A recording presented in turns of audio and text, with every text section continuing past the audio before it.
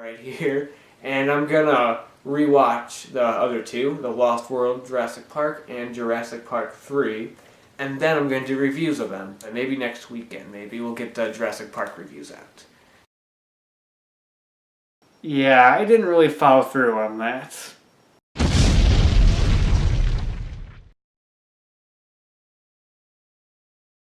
So, The Lost World Jurassic Park was again directed by Steven Spielberg, and again stars Jeff Goldblum, this time as the main character as opposed to a side character in the first film. Should be great, right? It's not. Now, I know this movie has its fans. I'm not one of them.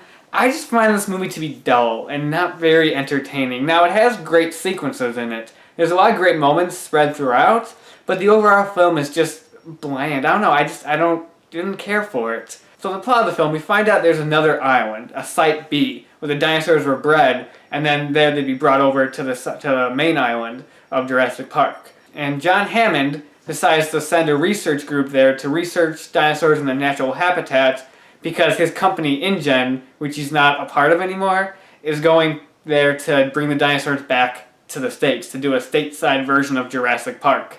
So there's two teams there with two different goals, and they end up converging and have to work together to get off the island from the killer dinosaurs. That's basically the plot of the film, and one of the problems with the movie is I don't care about any of the characters. Aside from Jeff Goldblum as Ian Malcolm, who's still great and awesome in the part, I love him. Oh yeah, that's how it always starts. But then later there's running and screaming. It's great to see him as a main character now and actually do a lot more than he did in the first film. But aside from him, I don't really care about anybody else. Julianne Moore plays Ian Malcolm's girlfriend, and she's a great actress, but I don't care about her character. The only character that's interesting in this movie, aside from Ian Malcolm, is Vince Vaughn's character. Just because he's Vince Vaughn in a serious role, it's one of his early movies. And that's cool to see, because he's actually a good actor. He's actually not bad in a serious parts. So I like that. But aside from that, I don't care about any of these other characters. And you have the typical daughter of Ian Malcolm, who Ian Malcolm's not a good father, and they have to bond during this movie. And it's like, I've seen that a ton of times before. Got the characters, the guy who's always trying to hunt down a T-Rex. And you have the douchey guy who runs InGen, who's just a complete idiot.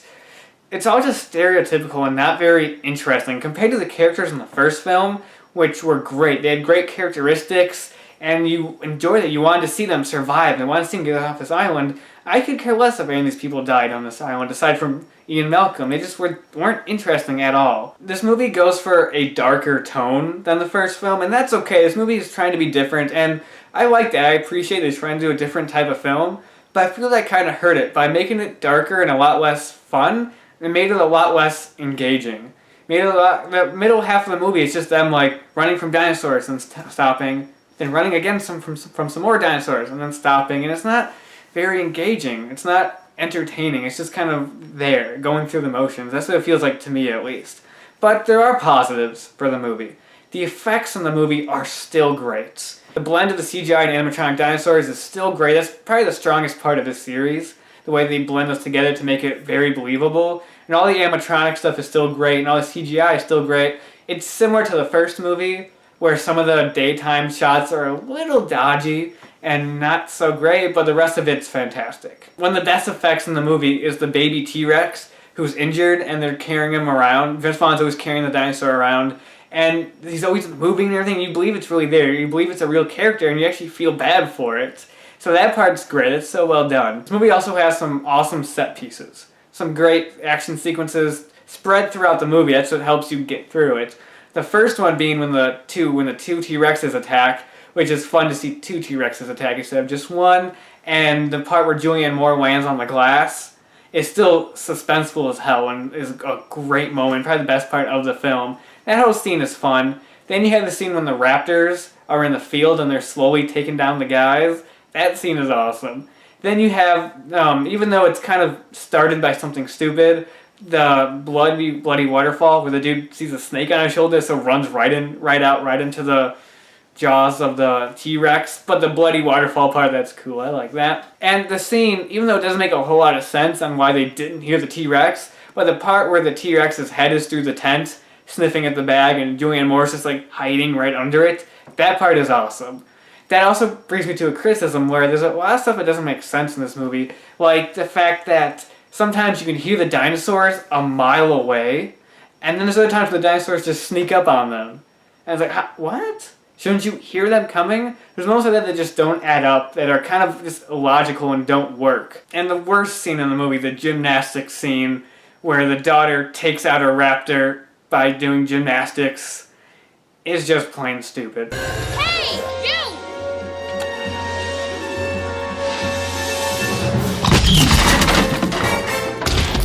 And then that brings me to the ending, the climax of this movie. Basically, a T-Rex gets loose in San Diego. Now, to be honest, from a B-movie standpoint, I enjoyed that. That was fun just to see a T-Rex running around San Diego destroying stuff. Yeah, it was enjoyable for what it was. But it doesn't work structurally, because it feels very tacked on. I feel like it was added in at the last minute. And there's parts in it that don't make sense. Like the boat that the T-Rex is on, everybody's dead. But there's no way the T-Rex could have gotten to them and eaten them. It makes no sense. It doesn't make any sense. I heard there was some stuff including raptors or something like that was missing from it. But as it stands in the movie, it doesn't make any sense. It's a cool shot revealing the severed hand on the steering wheel, but it doesn't make any sense with the way we're given it in the movie. And also, structure-wise, I don't like how the ending just focuses on Jeff Goldblum and Julianne Moore, and all the characters we followed for the whole movie just disappear. It just feels strange, structure-wise, that like Vince Vaughn and his daughter all just disappear for the climax of this movie. And I don't know, that just didn't flow right to me. It just felt kind of off. Either way, I can't say the movie's terrible. It has great moments spread throughout, and I like Jeff Goldblum, and to see him as the lead in an action movie is awesome. But I didn't find it very engaging. There's just a lot of stuff that doesn't make sense, and it just doesn't work as well as the first movie. It isn't, the dinosaurs are great in moments, but there are other times where it's just not very entertaining. I don't hate the movie, I just don't really like it a whole lot. So out of 10, I'm going to go a 6. Just because there are great moments spread throughout, even though it is a dull film. It's well directed. Steven Spielberg still does a great job with the directing part. It's just the story could have been a lot better and could have been a lot more engaging. I think that's the major flaw with the film, and some of the plot holes could have been fixed up and just had a better plot, and I think the movie would have been really solid and really enjoyable. But as it stands, it's just not that good. So that's The Lost World Jurassic Park. Not the worst Jurassic Park movie, but we'll get to that later. And until then, I'll talk to you guys later.